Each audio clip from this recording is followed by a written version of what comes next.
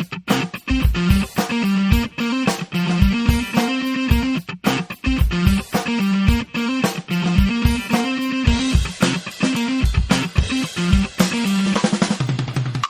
is the Not Bitter, Just Better podcast. The Everton Hour. Straight from the street end.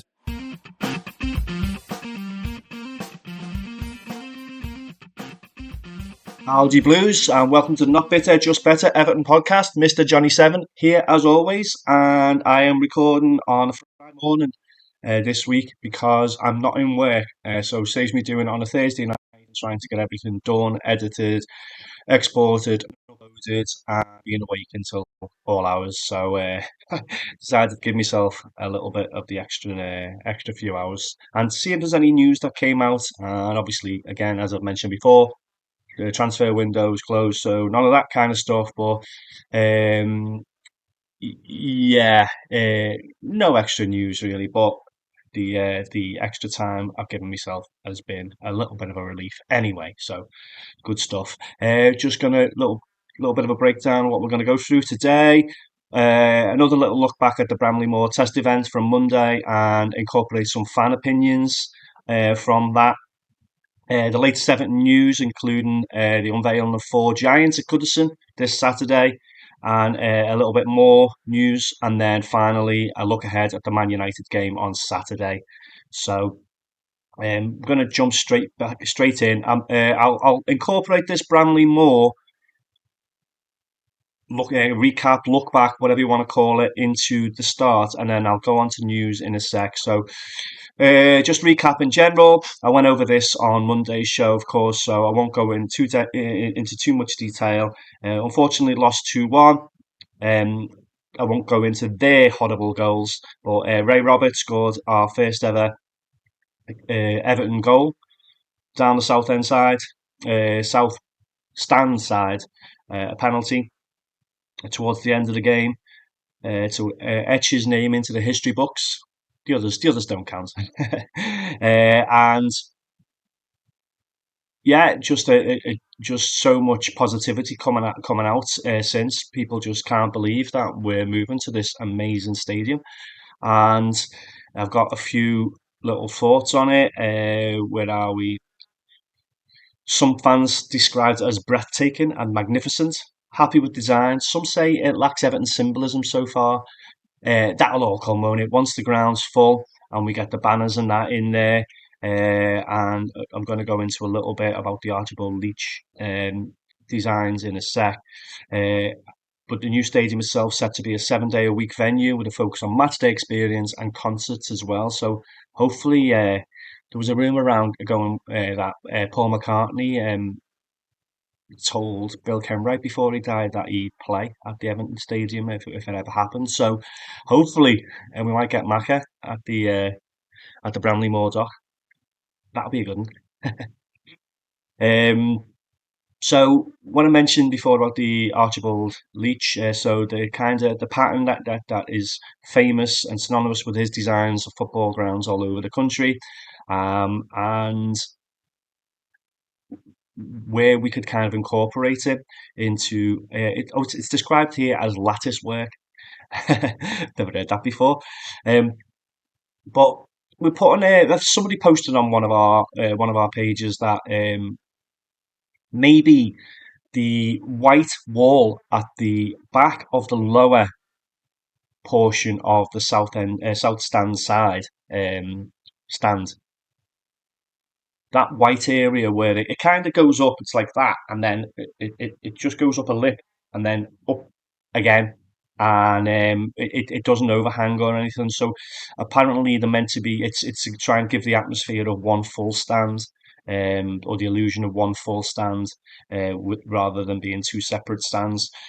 And obviously the lower has the bars in for the hybrid standing seating area. Whereas past that wall, it's not. It's all just seated. So, well, somebody mentioned maybe that should be painted blue, and I don't know whether I seen this elsewhere or I just thought, hold on. maybe that's where the Archibald Leach design could come in. And so I put this out on social media, had some great response. One of the responses, I can't remember, I haven't got the fella's name on this, but he said that the design is already incorporated, like in the window, the steel on the window frames. It's kind of got the lattice work pattern already on there, and in the benches around. So it's already tribute there. Is that visible enough to give a nod back to the old lady, Goodison? So maybe that design in that white area, and a lot of Blues got on board and said that they agreed with the idea. So we've got Mark Leasley, 100% take the original next season and weld it onto it. Keith Wilson, definitely the Archibald Leach Royal Blue Crosses. Brilliant, iconic, magnificent. Jeff Brassington said, "This has been my only gripe about the new ground. Why hasn't it been included inside?" David Dunn, totally agree. It's important to keep history alive. The details make a stadium unique. And David Griffiths completely agreed. The lease design has to be included somewhere. I think I agree. It's already included somewhere as it just mentioned. But that how visible there. The lease design from Chris Glover. The lease design is iconic and screams Everton. Robert Harper, great shout, would finish it off nicely. Gareth Jones, good shout and a clapping and okay emoji. And Paul Bellum, great idea. Danny Randall's, yep, get the ball rolling. So loads of people tagged Everton in on this as well, and then I saw loads of shouts afterwards. I think it was one of those kind of moments where a lot of Blues came to that kind of conclusion at the same time, and were like, "Yeah, get this done." Um, some other people said that they think that's going to be a digital advertising area, and I think that was from the original mock-ups of the stadium, where I can't see how digital advertising boards and hoardings would. It's too close to the fans there. Other people said that that's where the flags and banners are going to go and hanging from the seats above down there. You could still have the Archibald Leach there and have the banners over. That would still work, wouldn't it? So I think it's a no-brainer. What extra is that going to cost to just go and put that lattice work pattern on in those areas? So yeah, as I mentioned before, the fallout and the overview of the stadium was, as I mentioned, breathtaking and magnificent. Loads of people sharing their experiences, the food and stuff like that. The options for food seem a lot more a lot more varied. Obviously, that was only a test event. A lot more varied. Still quite expensive, but I think that is what it is now at concerts and matches up and down the country, all over the world, even. So that is what you're kind of buying into. But it did look it looked nice. I can't imagine any of the food from the ground at the moment being called nice. So step upwards. Yeah, I think the whole experience is it just it worked. It was the test event was a successful test event, and then the next one I think it's 20,000 in the next one. So we'll see how that one goes. I'm kind of gutted that I'm not going to that one. You know what? I might try and get just see if there's any returns or whatever on the day, or see what strings I can pull and try and get to that one as well. Obviously, I don't want to take anyone else's ticket. I've already been to one, but if people don't end up going, then I'm waiting in the wings. So yeah, I want to go to them all now. It's like I've really got the itch back, and I think I got it just even despite Daesh. Not that I never stopped going or anything, but it became a little bit of a chore. And then I think sometime maybe last season, season before, I kind of the same as a lot of Blues. We kind of realised this is our club. It doesn't matter. The managers can come and go.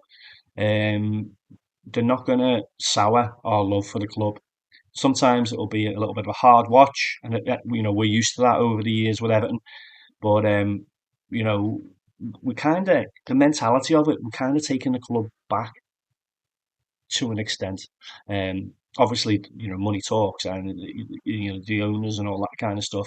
they own the club, but our hearts are in there, and yeah, so I've just been a lot more invested again back in Everton, and you remember me starting this back up. It was possibly the worst time because it was under Dyche's horrendous run, and then it coincided with his last couple of games, and then Moisey came in, and everyone seems to be buzzing, and I'm buzzing. So it's mad, it's mad, but it's good time, good times ahead. We think so.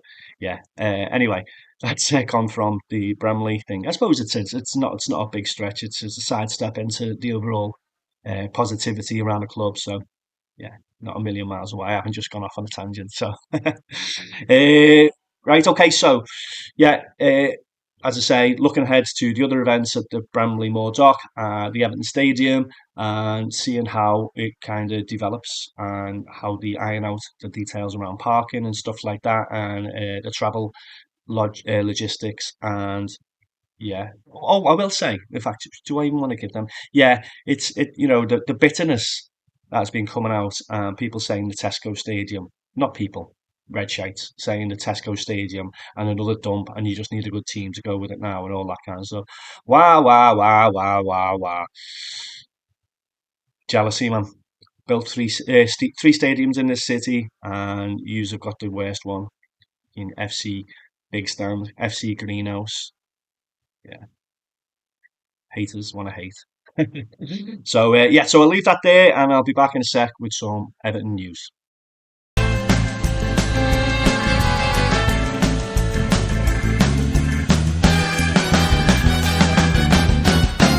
News! Okay, Everton news of the week. First off, I just want to mention. Hopefully, you'll notice it's a little bit crisper today, footage-wise. Where I've been recording, it's been a little bit shaky the past few weeks. So I've mixed it up a bit and tried to, get it more fixed and stable. Because I had to do a stabilizer, and when you stabilize, you lose quality.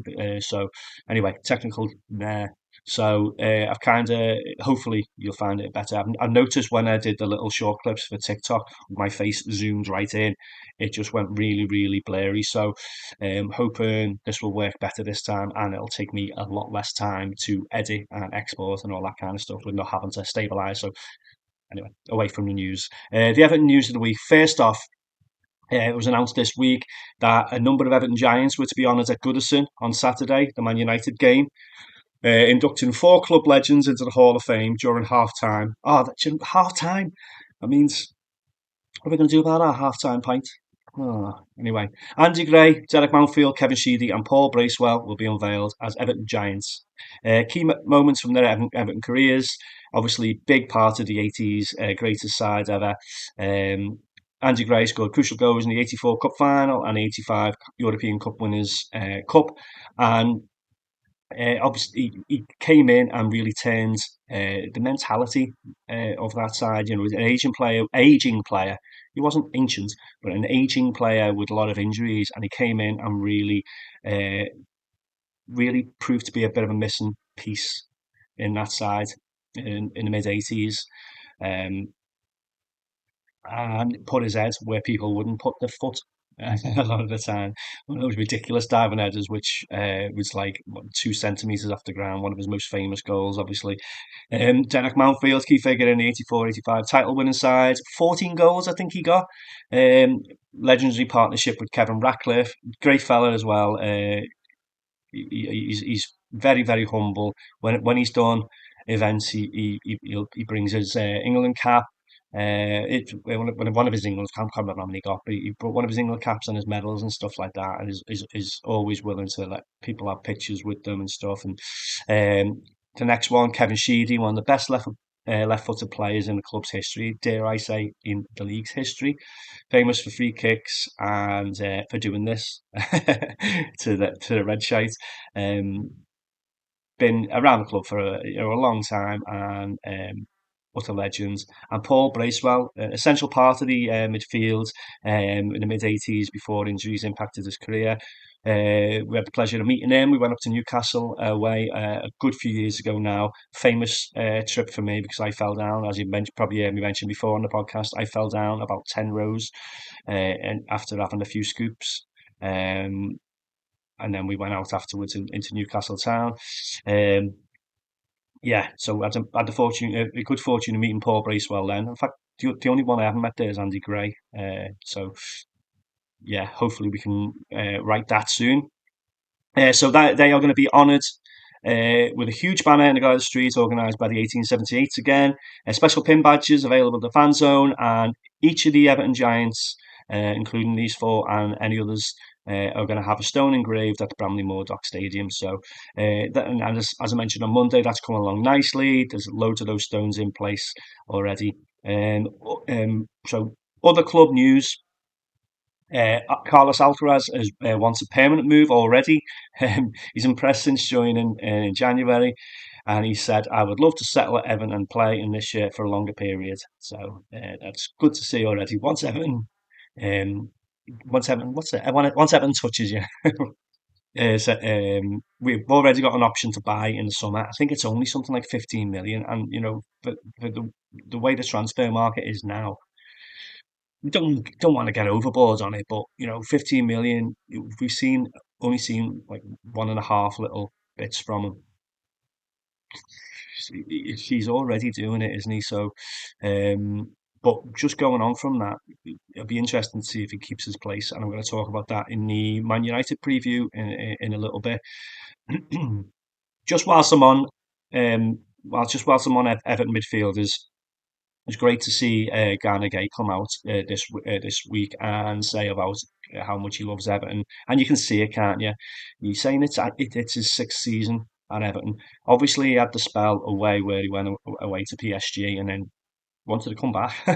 So, and you can see how much he loves the club. He really is a leader on the pitch, and you're always playing with a smile on his face, and he just does seems to do so much with the other players as well. He's we've got a number of captains out there on the pitch. We've got the club captain when he plays, Seamus Pickford, is often been captain as well. And we've got Tarkovsky, who's often chosen as captain, and then in that midfield, we've got Garner Gay in there, who's like a understudy to the captain, and he doesn't need the armband to be a captain out there, and that's great to see. So I hope he signs on for another year or two. We kind of need him. Um, what else have we got? We've been linked with the Leeds United CEO Angus Kinnear. So the statements that have come out, or the stories that have come out, I don't think it's statements from the club as such, but the club wants an experienced football executive to help transition into the Bramley Moore era. Kinnear helped Arsenal and West Ham move into new stadiums, but it's unclear if Leeds will let him leave, especially with their promotion push. It'll be after their promotion push, I imagine, anyway. So it'll be interesting to see the developments there. I mentioned last week about being linked with David Weir. Um, I don't know. These could be very different positions, CEO and director of football. It's very gets very murky about what their actual roles involve. So I'm going to probably butcher his name now. We've got Thelwell in the director of football, and then there's Colin Chong is the CEO. I could have checked this, but it's just come to me now. So, um, yeah, but we could come back in a recruitment role if Thelwell departs, and we could get this fella in anyway. But he looks to have a good track record. Didn't know anything about him until it came up, and the link was there. But linking with people who've had, obviously he's done a good job with Arsenal and West Ham moving into their stadium, so that experience there, and I think just managing that change and trying to maximise every little bit, and make sure the move is as smooth as possible. We've already got a few little bits of controversy at the moment with the traffic situation, and Liverpool Council causing loads of controversy about closing different areas, and um, it hasn't it all of that side just hasn't gone smoothly at all. And how long have they had to do this? This seems like such a reactionary decision. I mean, did they think this pipe dream was never going to come to fruition? it's a strange one because it's like they've not thought it out, and it's causing a lot of issues. So hopefully we get someone in place to kind of oversee that and work with the powers that be to iron those details out ahead of August, and then hopefully it'll be a little bit brighter all around. So there's no other news really. That's it. It's again quite scarce on the news front. Um, we will have a few injuries coming back. There's still the overall talk about what players are going to be going in the summer and what ones are going to be linked with, but there's still no movement on that really. So yeah, so I'll leave the news there, and I'll be back in a sec with the Manchester United preview. Here are our social media links. This is the Not Bitter, Just Better Everton podcast. If you haven't already, go and like us on Facebook, facebook.com/EFC Not Bitter, Just Better, or you can find us on Twitter @JustBetterEFC. Okay, so moving on to the Manchester United match preview, and 12:30 kickoff this Saturday the 22nd of February, and it's one that we kind of dread because our form in the last few games against Manchester United hasn't been great. They turned us over there at their place earlier on in the season 4-0, and there was that ridiculous game last season with the worldie from Garnacho, which just absolutely stunned Everton fans because they were absolutely awful, and we still lost 3-0 at home to them. The recent form, we're unbeaten in last 5 league matches, won 4, drawn 1. Beto's in red hot form, obviously scored 4 in the last 5 games. Everton now 13 points clear of the relegation zone. United 15th in the table. We jumped above them last week. Only 2 wins in the last 9. Lost 1-0 to Tottenham last weekend and failed to score in 10 league games this season. United won the last 6 meetings between the sides. Everton have failed to score in the last 4. Last meeting was only a couple of months ago, December, and United won 4-0. And it was a strange one, that one, because it was never a 4-0, but obviously the score doesn't lie, does it? So the lineups, this is going to be a tricky one, this, because obviously we've got Decore coming back, and the big debate is who's he going to come in for? So imagine it's going to be Pickford, O'Brien, Tarkowski, Brandwaite and Mikalenko as usual. Patterson might be back, but he'll probably have to settle for a place on the bench, as will Young against his former club. And then out of the midfield, imagine Lindstrom's going to keep his place on the right. Harrison's probably going to keep his place on the left. So now you've got 4 into 3 with Garner, Gay, Alcaraz and Decore. And I think you've got to play Garner Gay. Then Garner wasn't the best last week, but he's going to be up for it, isn't he, against his old club? So is it going to be between Alcaraz and Decore? Alcaraz obviously on the back of the game, his full debut last week, where he scored and got an assist. His overall performance wasn't amazing. But those stats and what else? They're not going to be remembered, are they? But I think so. You're talking. I don't know. I can't see him dropping Garner because he gives us that better passing range. So I think it will be Alcaraz and Decore between those two, and I think he's going to play it a little bit safer for us on the front foot, pressing and closing down and just generally breaking up what they have to offer, and then we'll see Alcaraz come on a little bit later on. So I think he's going to start with Decore, and then Alcaraz should come on around the 60th minute, maybe even a half time if we're not doing well. And then he'll have a choice there, then, won't he, whether he can, whether Harrison's performing on the left, whether Lindstrom's performing on the right, and whether Decore or Garner are offering, because I can't see Idrissa Gueye. I can't see him not performing. So and then you never know what's going to happen with injuries as well. So a good option to have coming off the bench. He'll be gutted obviously if he doesn't get to start, but it's the sensible choice. Of we don't always like sensible, do we? We want to see a lad who's got the goal and the assist. Maybe Decore. Maybe I'm completely wrong. And Decore coming in off the bench, and when their players are tired, having that extra press and having him closing them down uh, on tired legs. Maybe that was the way to go about it. But I think he'll try and shore it up first, even though we're not particularly shaky at the moment. Um, I can just see that's the way it's going to go. Beto, obviously in great form at the moment, and he's got to fancy this. He's got to fancy this against them because they haven't been the best at all, um, and their goalie ain't the best at all. So great shot stopper, but he's crazy, isn't he? The defense. I mean, obviously the one that stands out here is Maguire for us, and he gets a proper raw deal, doesn't he? I think it's just comes with the price tag, 85 million. He's probably still been one of the better defenders over the years. It's just he's not been the best, and I think that price tag when he went there, he needed to be. So he's become a little bit of a scapegoat for United and England over the last few years. So um, midfield, you've got Fernandez, who just runs the show if you let him. He always plays with a titty lip on, doesn't he? He's a little bit like the way Richarlison used to play, always looked like he had a mood on.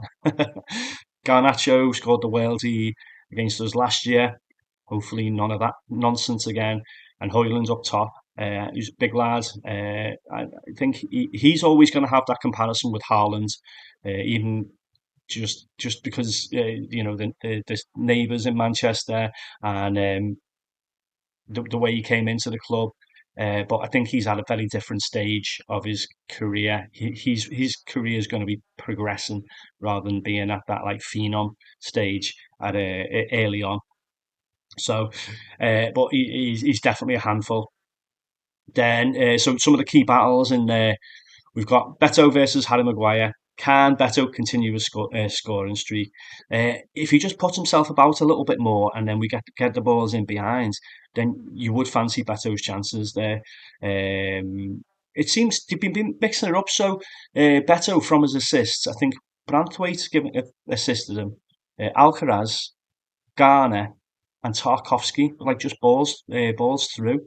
So it does seem to be, but it's a very similar type of goal, isn't it? So maybe, yeah, but if we can get those balls in behind, you've got to fancy him. So it depends. We've got Fernandez there. It depends who is going to be playing. So he normally plays around the centre circle until once they're attacking, he kind of comes into the box a little bit more.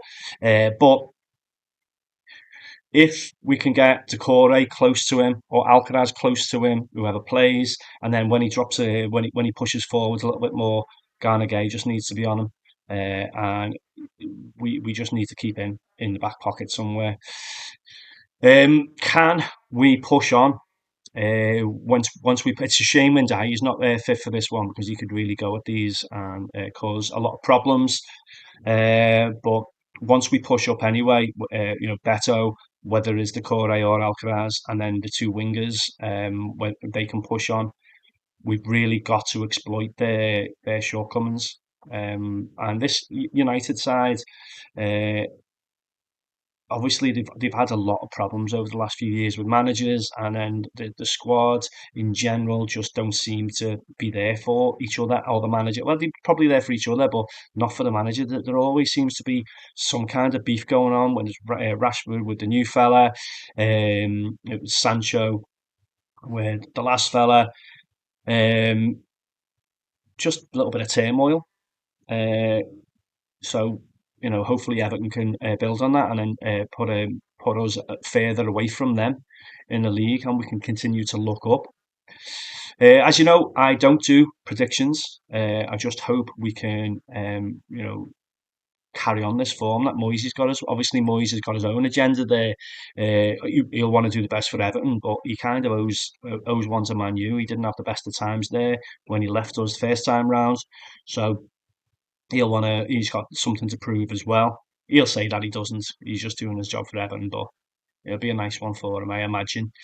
Um, so 12:30 kickoff, and that means a 10 o'clock start in the bar in Segura. So it might be a Guinness or two for breakfast before we go on to get the cheese pie and scallops in the grounds, and then a good few scoops after, I imagine. So hopefully, be happy ones rather than commiseration ones, and we can be celebrating another Everton victory, and keep looking up and climbing that table and getting those extra few million in, and building towards a steady finish in the league. Well, in fact, you know what? Don't want a steady finish. We want to want a rip roaring finish, and then just keep ploughing our way up towards that top half of the table, and start attracting some big names in the summer. And let's start off the Bramley era with a bang. So, yeah, I will leave that there, Blues. Thanks again for listening as always. And again, the interactions we've had all this week, it's making it a lot easier to do when there's a lot of that interaction is kind of making it's still getting there. um, you've got all the social media links, and next week it'll be Monday. I will be doing a preview of the Brentford game. I was convinced that Brentford game was at home for some reason. I can't remember why, but I was absolutely convinced. I'll do a recap of the Man United game, the preview of the Brentford game, and all the other news of the week or over the weekend that has happened. So, and as I say, hopefully, be talking about another Everton victory. So, cheers, Blues. See you Monday. Come on, you Blues.